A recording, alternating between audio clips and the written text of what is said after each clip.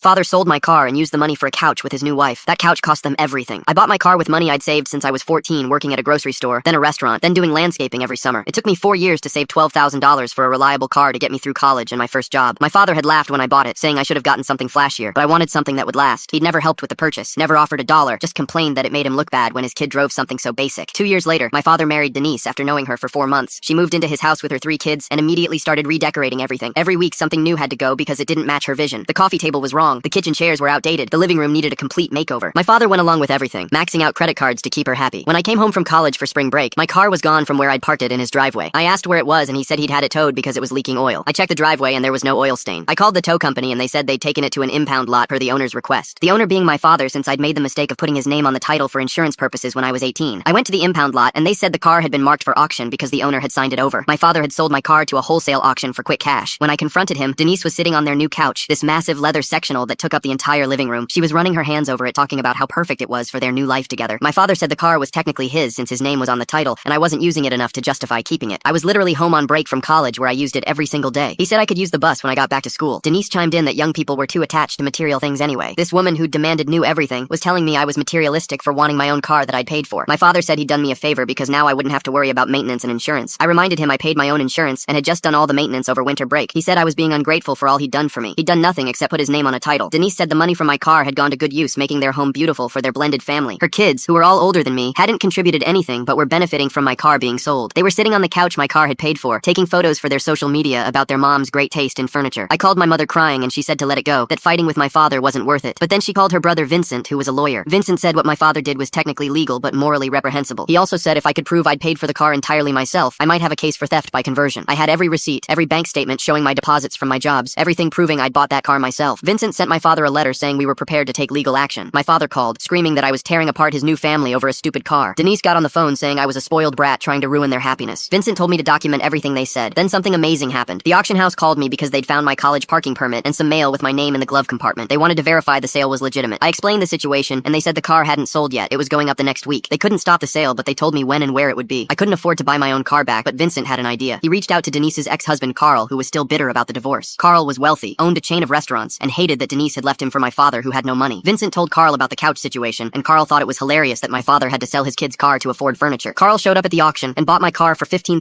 $3,000 more than it was worth, just to drive up the price. Then he called me and said I could have it back for exactly what I'd originally paid for it, $12,000, but I didn't have $12,000 anymore. Carl said I could work it off at his restaurants over the summer and take the car now. The best part was Carl knew Denise would recognize the car. He made sure to drive it past my father's house a few times before giving it to me. Denise saw it and demanded to know why Carl had my car. When she found out he'd bought it to give back to me,